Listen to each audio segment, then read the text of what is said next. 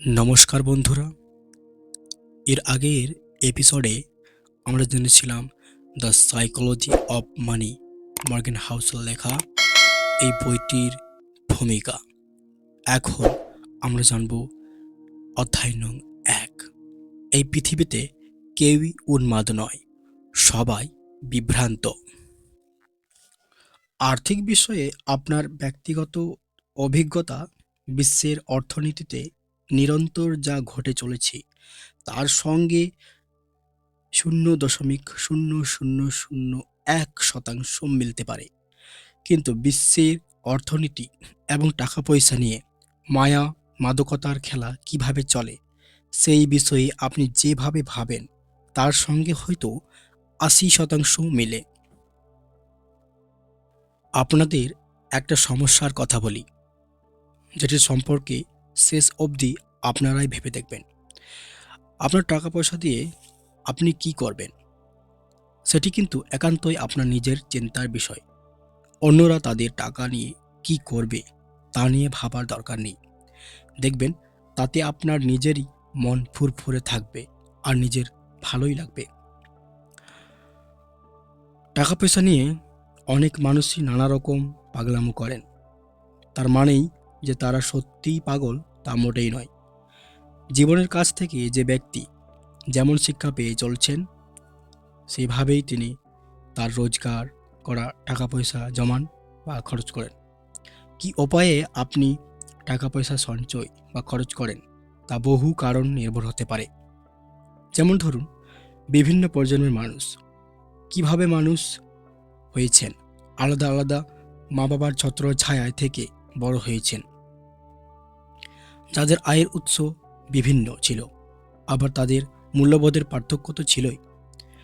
আপনার মা বাবা যাদের কাছ থেকে বড় হলেন তাদের রোজগার করার ধরন কেমন ছিল বা তাদের মূল্যবোধ কি আলাদা ছিল? হয়তো দেখা গেল আপনার মা বাবা দুজনে পৃথিবীর দুই প্রান্তে বড় হয়েছেন।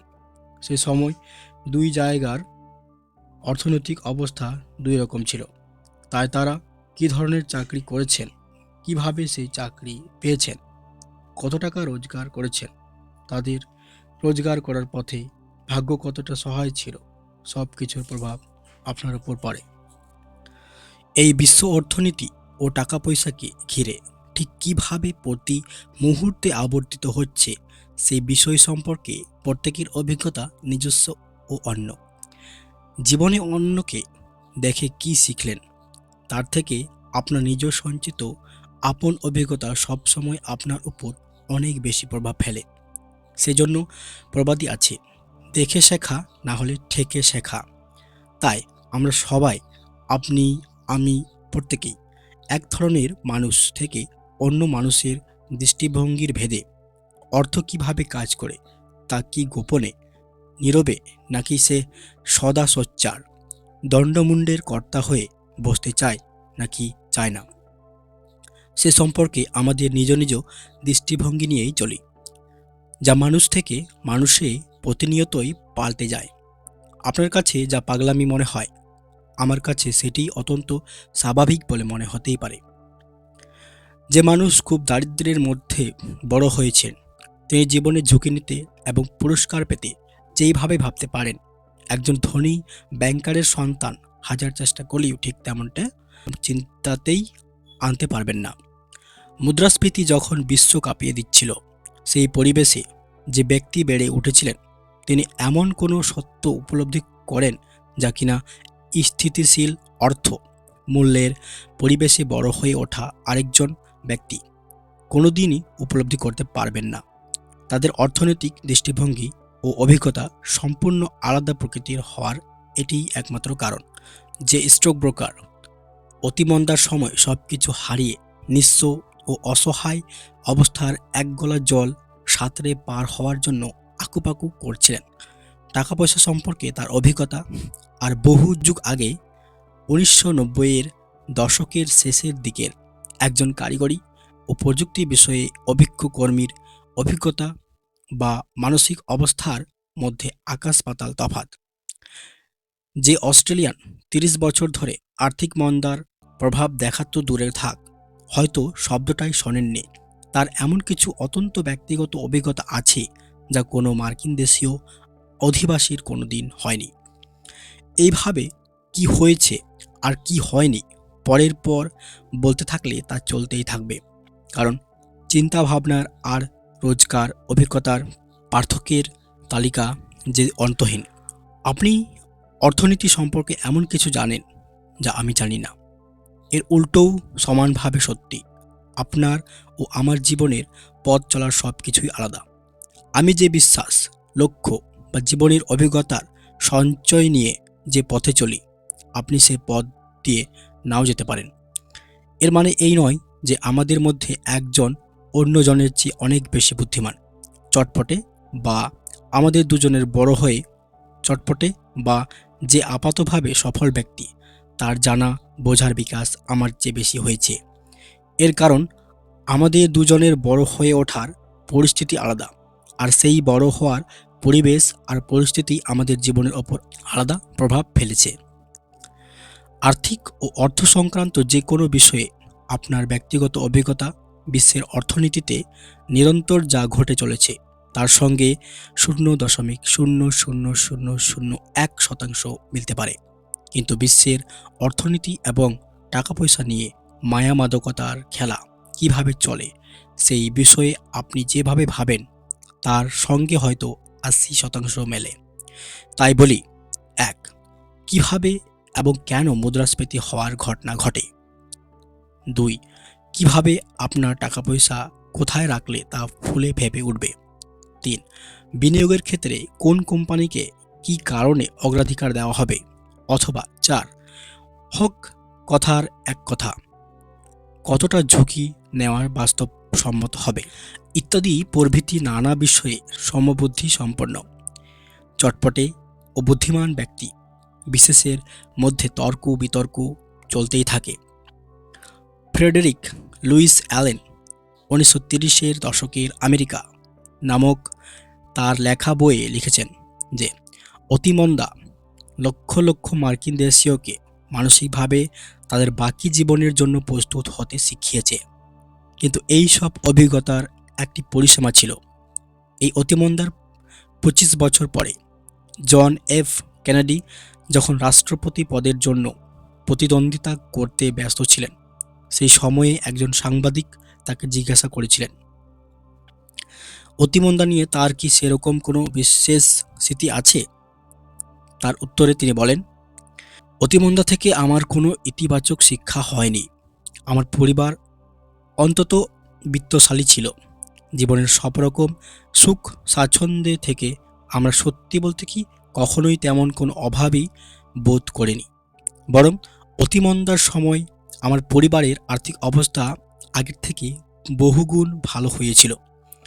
এই সময় আমাদের আরও বড় বাড়ি হয়, পরিচারকের সংখ্যাও অনেক বেড়ে যায়। শুধু তাই নয়, এই সময়ে আমরা আগের চেয়ে অনেক বেশি বার বেড়াতেও যাই।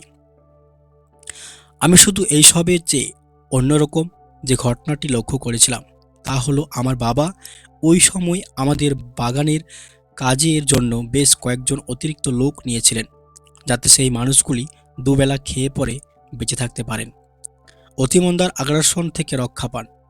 সত্যি কথা বলতে গেলে আমি হার্ভার্ড বিশ্ববিদ্যালয়ে পড়তে গিয়ে যখন অর্থনৈতিক অতিমন্দা নিয়ে পড়াশোনা করি তখনই জানতে পারি ওই সময় অতিমন্দা বলে কোনো একটি ঘটনা ঘটেছিল।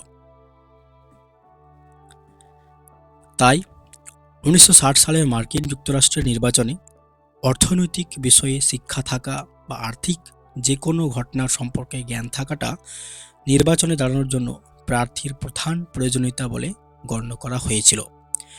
সবাই ভেবেছিল অতীতের আর্থিক বিপর্যয় অর্থাৎ অতিমন্দার সময় যেসব প্রতিকূল আর্থিক অবস্থার মধ্যে দিয়ে মানুষজনকে যেতে হয়েছিল তার সঙ্গে কোনো বোঝাপড়া নেই এমন কাউকে কি ভোট দিয়ে নির্বাচিত করে দেশের অর্থনৈতিক দায়িত্ব দেওয়া উচিত? কেনেডি শুধুমাত্র তার দ্বিতীয় বিশ্বযুদ্ধের অভিজ্ঞতা দিয়ে তার প্রধান প্রতিপক্ষ মাননীয় হুবার্ট হামফ্রেকে এই নির্বাচনে হারিয়ে দিয়েছিলেন। ওর কাছে তাই এটা একটা চ্যালেঞ্জ ছিল। শুধুমাত্র পড়াশোনা বা খোলা মনের পরিচয় দিয়ে কেউ আর্থিক বিপর্যয়ের ভয়কে জয় করতে পারে না।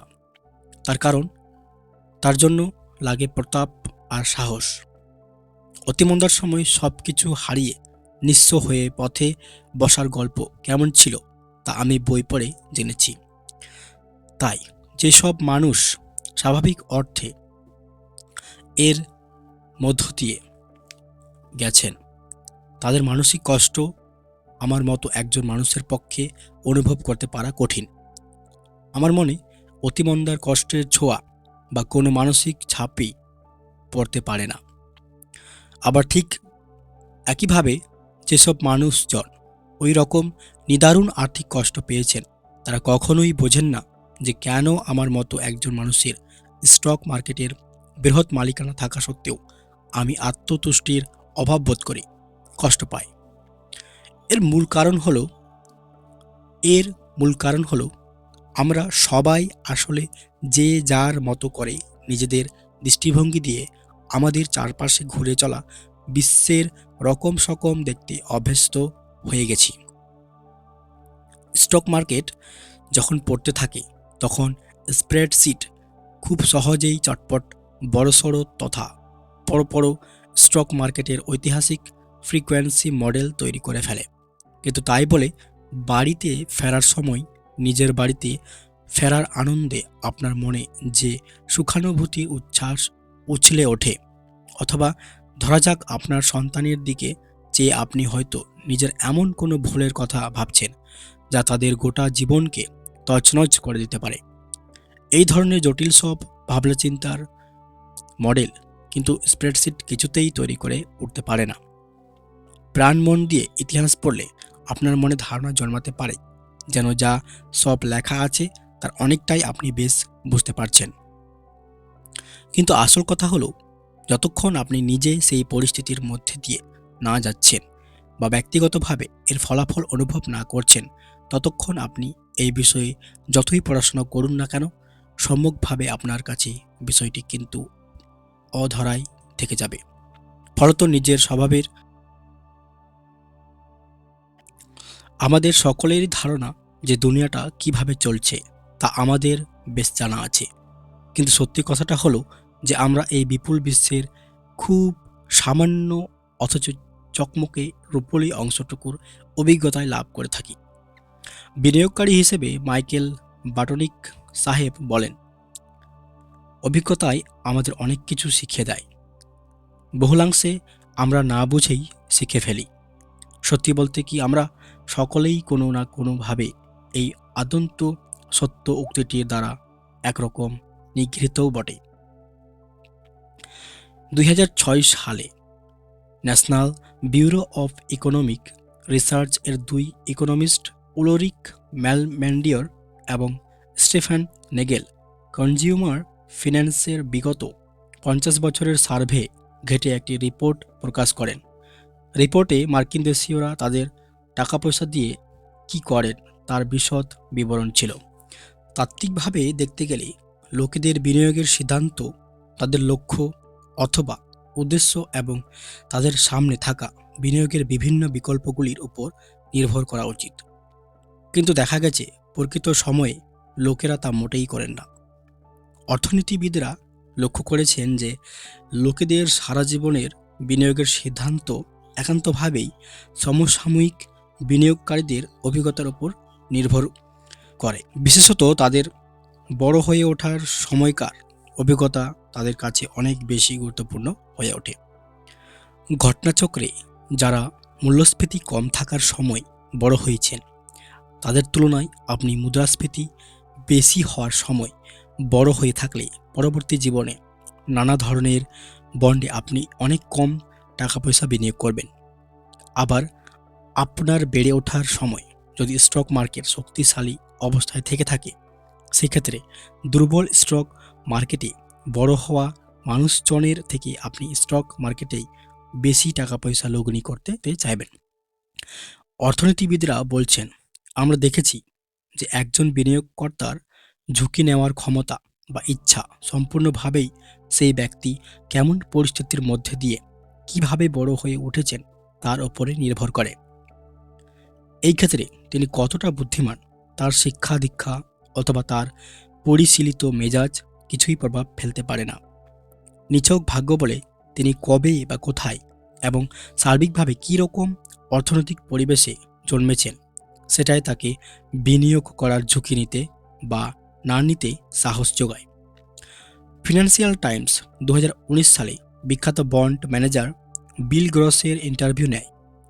গ্রস খোলাখুলি স্বীকার করেন যে মোটামুটি 1 দশক আগে অথবা পরে জন্মগ্রহণ করলে উনি আজকের গ্রস হতেন না।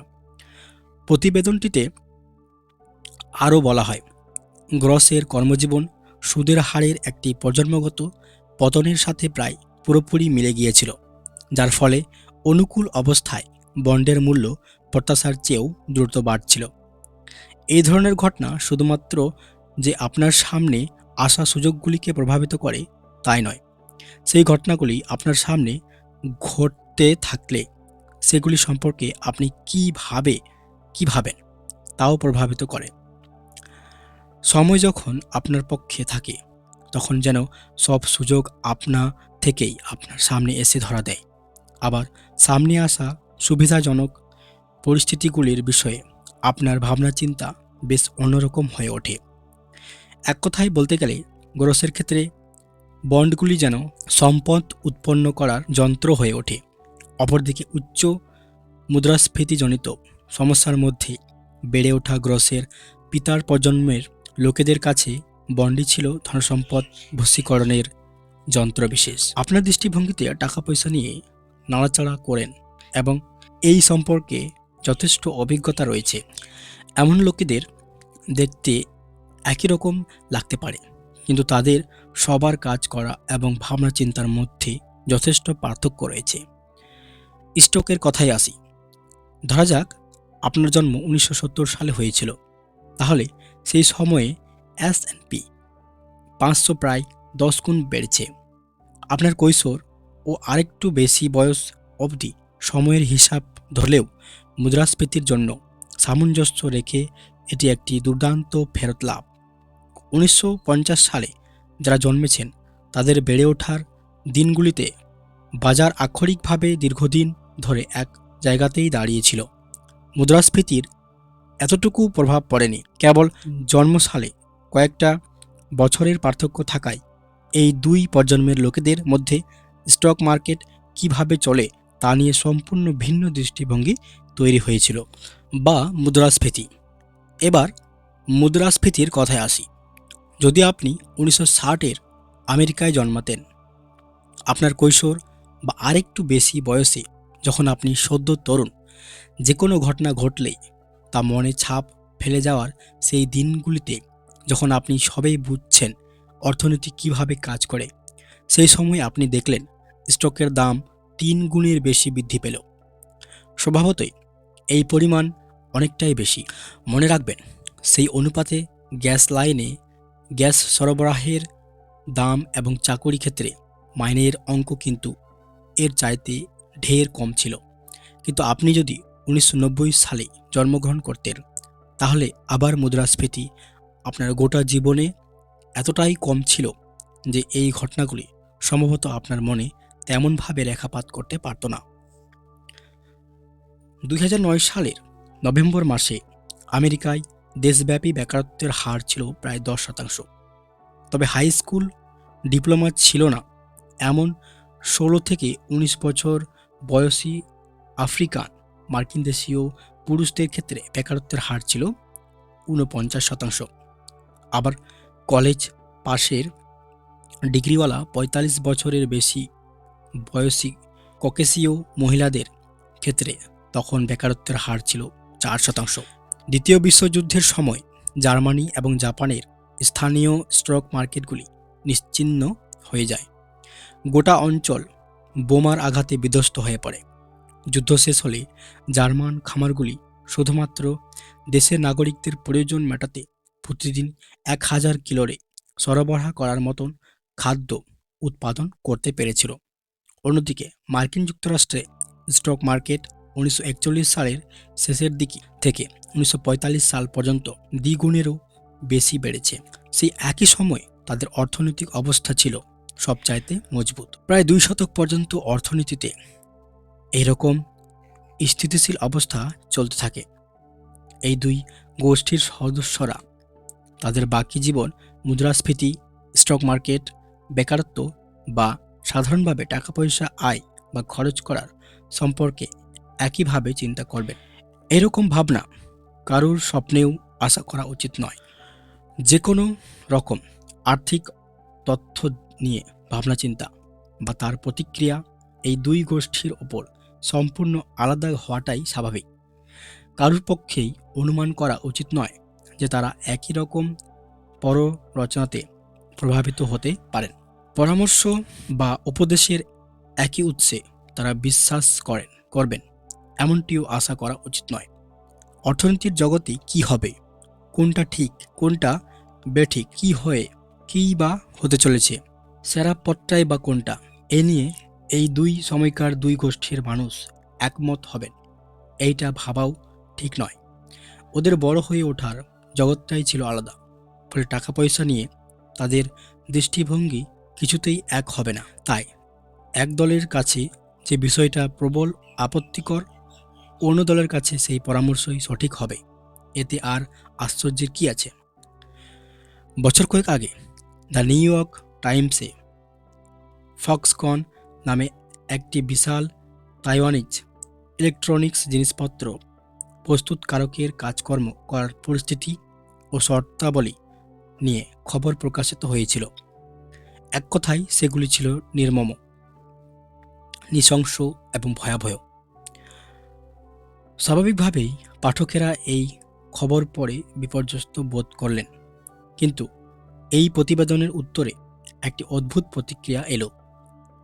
এক চীনা শ্রমিকের ভাইপো খবরটি সম্পর্কিত পাঠকের মন্তব্য বিভাগে লিখলেন, আমার আন্টি বেশ কিছু বছর ধরে মার্কিন দেশীয়দের তথাকথিত সোয়েট শপ এ, অর্থাৎ যেসব উৎপাদন সংস্থা কর্মী বা শ্রমিকদের নিয়োগ করে অথচ তাদের জন্য বরাদ্দ নিয়মিত নিরাপত্তা ও স্বাস্থ্য এবং মজুরি সংক্রান্ত বা শিশু শ্রম আইন সব কিছুই লঙ্ঘন করে তাদের দিয়ে কাজ করায়, সেরকম এক সংস্থায় চাকরি করেন। এখানে কাজ খুব কঠিন ছিল, কাজের সময়কাল দীর্ঘ ছিল, স্বল্প মজুরি ছিল এবং অত্যন্ত জঘন্য কাজের পরিবেশ ছিল। আপনারা কি জানেন আমার আন্টি ওই ফ্যাক্টরিতে কাজ করার আগে কি করতেন? তিনি একজন ব্যবসা ছিলেন। সুতরাং আমার মতে তার পুরনো কাজে ধরন এবং জীবনযাপনের তুলনায় সোয়েট শপে কাজ করার অভিজ্ঞতাকে উন্নতি বলতে বাধা নেই। আমি বেশ জানি আমার আন্টি অল্প কিছু টাকা পয়সার বিনিময়ে বহু পুরুষদের হাতে শরীরের লাঞ্ছনা সহ্য করার থেকে অপেক্ষাকৃত বেশি টাকা পয়সা পাওয়ার শর্তে একজন শয়তান পুঁজিপতি মালিকের হাতে লাঞ্ছিত হওয়াকে মন্দের ভালো বলে মনে করতেন। এই কারণেই আমি মার্কিন দেশীয়দের বেশ কয়েকটি চিন্তাধারায় বিরক্ত ও বিব্রত বোধ করি। পশ্চিমী দেশগুলির মতো আমাদের অত সুযোগ নেই, আমাদের দেশের সেই পরিকাঠামোও নেই, দেশটাই তো আলাদা। হ্যাঁ, কারখানায় কাজ করা মানেই হাড় ভাঙা খাটুনি। এর এর কি আবার ভালো কিছু হতে পারে? নাকি শুধুমাত্র যখন আপনি মার্কিন দেশীয় চাকরির সাথে তুলনা করবেন এইসব যুক্তি তখনই খাটে? এর উত্তরে কি যে বলবো আমি সত্যিই জানি না। আমার মনের একাংশ এই ব্যাপারে তীব্রভাবে তর্কে মেতে উঠতে চায়, আবার বাকি অংশ বিষয়টা ঠিক মতো বুঝতে চায়। তবে বেশিরভাগ ক্ষেত্রে এটি একটি উদাহরণ যে কিভাবে বিভিন্ন অভিজ্ঞতা থেকে ভিন্ন দৃষ্টিভঙ্গি তৈরি হয়।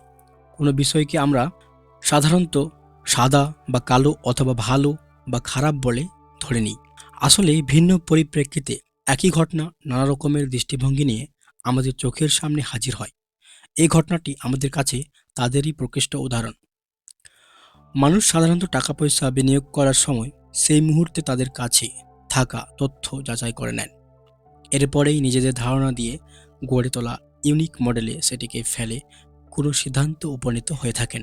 তাদের তথ্য ভুল হতে পারে, তথ্য অসম্পূর্ণ হতে পারে, অঙ্কে বা যোগ বিয়োগে তাদের দখল ভালো নাও থাকতে পারে। পণ্যের বিপণের প্রভাব তাদের মনে ভুল ধারণা তৈরি করতে পারে।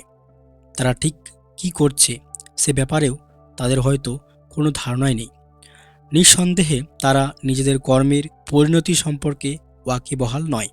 তো এই প্রতিটি আর্থিক সিদ্ধান্ত নেওয়ার আগে একজন ব্যক্তির প্রত্যেকটি বিষয় ভালোভাবে খুঁটিয়ে দেখে নেওয়া অবশ্য কর্তব্য।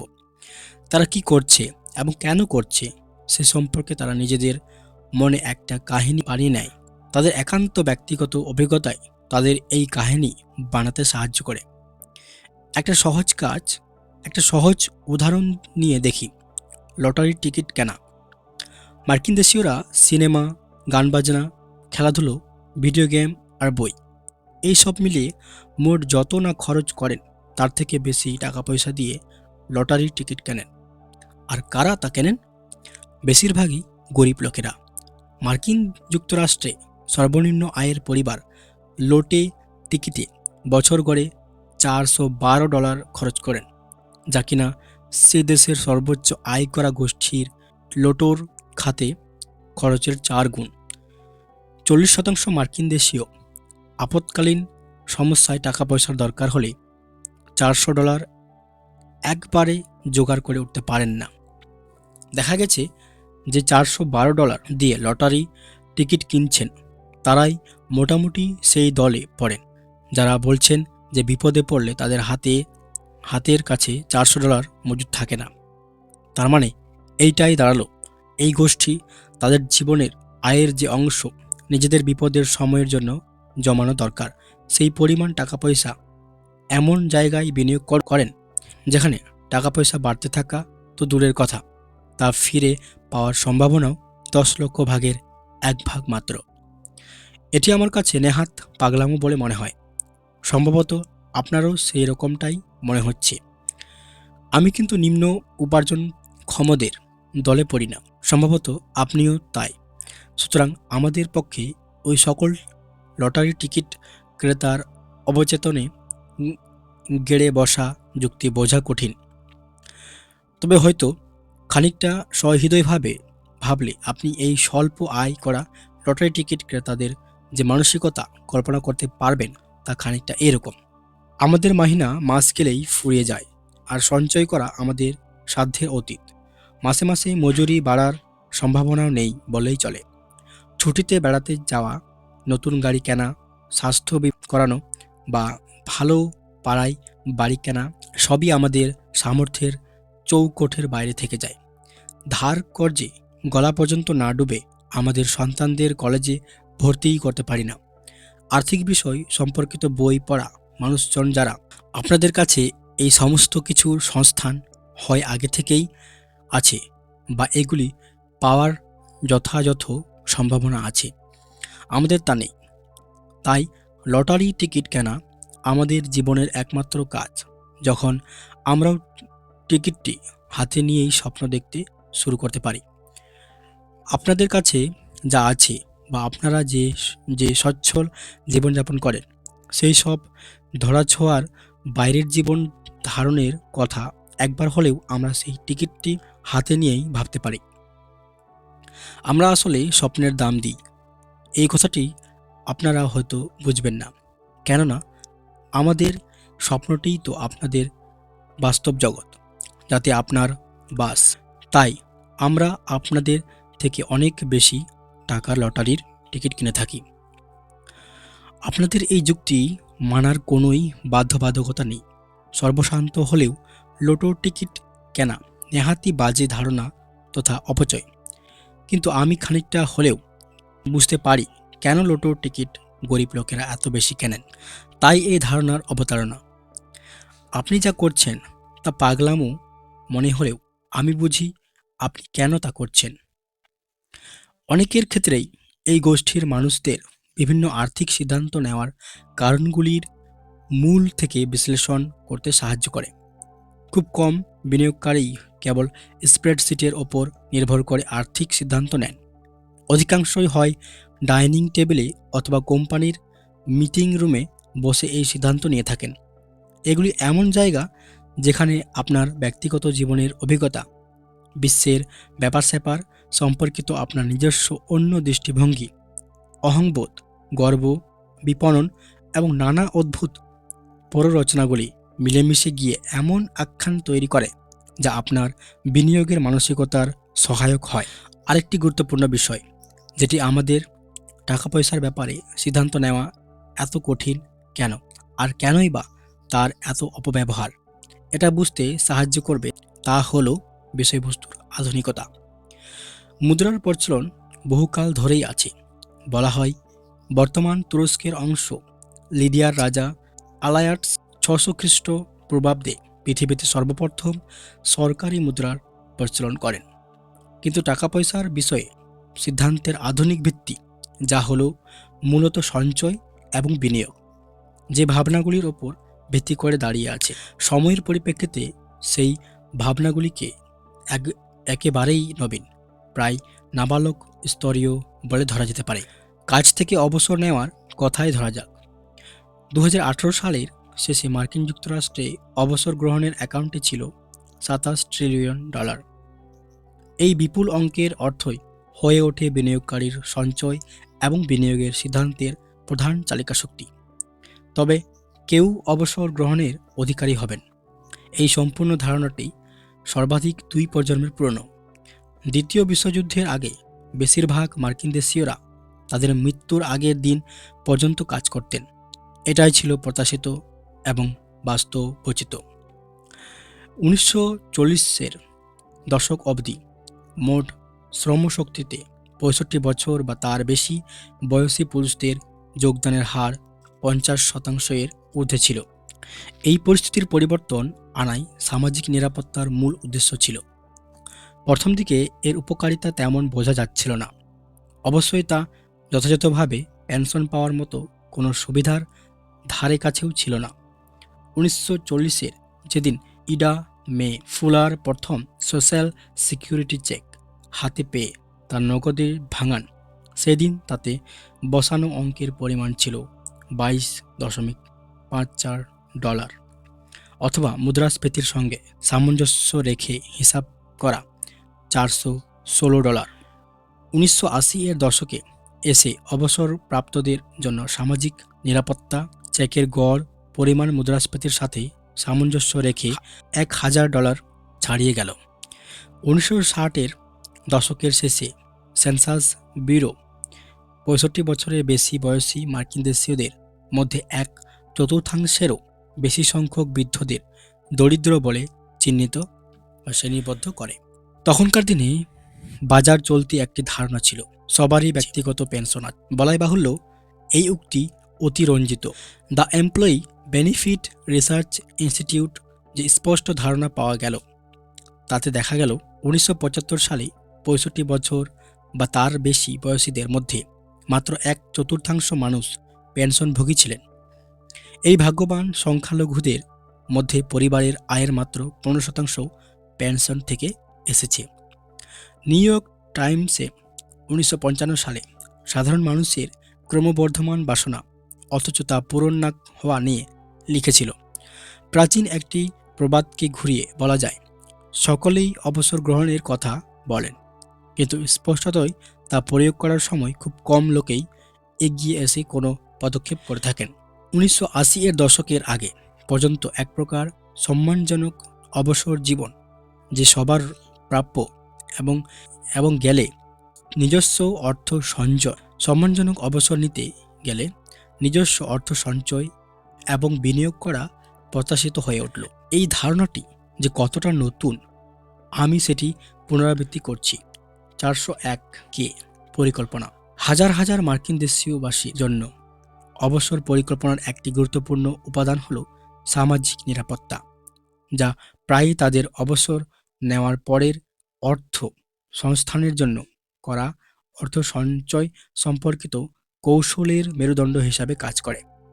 1978 সালের আগে যেটি সম্পূর্ণ অস্তিত্বহীন ছিল, এরপর এলো একটি স্বতন্ত্র অবসর অ্যাকাউন্ট, IRA, যা উপার্জনকারী ব্যক্তিদের অবসর নেওয়ার পরের অর্থ সংস্থানের জন্য করা অর্থ সঞ্চয় এবং বিনিয়োগ করতে দেয়, এবং এটি সেনেটর উইলিয়াম রথের নামানুসারে রথ IRA হিসাবে পরিচিত। 1998 সাল অবধি এই রথ IRA জন্মই হয়নি। সংস্থাটি মানুষ হলে হয়তো সদ্য তারুণ্যের যোগ্যতা অর্জন করত। এটা বিন্দুমাত্র অবাক হওয়ার ঘটনা নয় যে আমাদের মধ্যে অনেকেই অবসরের পরের অর্থ সংস্থানের জন্য ঠিক মতো বিনিয়োগ এবং সঞ্চয় করতে পারি না। আমরা কেউই উন্মাদ নয়। আমরা এই ময়দানে নবীন তথা নবাগত, সদ্য পা দিয়েছি। কলেজের ক্ষেত্রেও একই কথা বলা যায়। 25 বছর বা তার বেশি বয়সী স্নাতক ডিগ্রিধারী মার্কিন দেশীয়দের সংখ্যা 1940 সালে 20 জনের মধ্যে 1 জনেরও কম ছিল, যা বেড়ে 2015 সালে প্রতি 4 জনে 1 জন হয়েছে। মুদ্রাস্ফীতির ফলে কলেজের গড় টিউশন ফি সেই সময়ের তুলনায় 4 গুণ বেড়েছে। সমাজে এর অভিঘাত এত বড় এবং এত দ্রুত বলে স্পষ্ট বোঝা যাচ্ছে যে কেন বিগত 20 বছরে স্টুডেন্ট লোন নিয়ে লোকে এত সব ভুল সিদ্ধান্ত নিয়েছে। কয়েক দশকের সঞ্চিত অভিজ্ঞতা লব্ধ জ্ঞান থাকলে না হয় সেই বোধ থেকে মানুষ কিছু শিখতে পারে। এই ক্ষেত্রে তাও ছিল অপ্রতুল। এটি যেন আমরা সাঁতার মানে কি বা কিভাবে সাঁতার কাটে এইসব না জেনেই জলে নেমে সাঁতরাবার চেষ্টায় আঁকুপাকু করছি। একই কথা 50 বছরের কম সময় ধরে চলা ইন্ডেক্স ফান্ডের ক্ষেত্রেও প্রযোজ্য। হেজ ফান্ড, যা গত 25 বছর আগে পর্যন্তও চালু ছিল না, এমনকি ভোক্তা ঋণ যেমন সম্পত্তি বন্ধক রেখে ধার নেওয়া, ক্রেডিট কার্ড ব্যবহার, গাড়ি কেনার জন্য ধার নেওয়া ইত্যাদির ব্যাপক ব্যবহার দ্বিতীয় বিশ্বযুদ্ধের আগে আরম্ভ হয়নি। দ্বিতীয় বিশ্বযুদ্ধের পরপরই শুরু হওয়া জিআই বিল লক্ষ লক্ষ মার্কিন দেশীয়দের ধার নেওয়া সহজ করে তুলেছে। প্রায় 10,000 বছর আগে কুকুরদের পোষ মানানো হলেও আজও তারা তাদের বন্য পূর্বপুরুষদের কয়েকটি আচরণ ধরে রেখেছে। এদিকে আমরা মাত্র 20 থেকে 50 বছরের অভিজ্ঞতা নিয়ে আধুনিক আর্থিক ব্যবস্থার সাথে যথাযথভাবে খাপ খাইয়ে নিতে অভ্যস্ত হওয়ার প্রত্যাশা করছি। এটাই সমস্যা যে এই বিষয়টি আবেগ বনাম সত্য অথবা তথ্য দিয়ে বড্ড প্রভাবিত হয়ে পড়ে। এই কারণটি ব্যাখ্যা করে যে কেন আমরা টাকা দিয়ে যা করা উচিত তা করে উঠতে পারি না। টাকা পেলে মোটামুটি আমরা সকলেই পাগলের মতো আচরণ করি। এর একটাই কারণ, তুলনামূলকভাবে আমরা সবাই এই খেলায় নবাগত।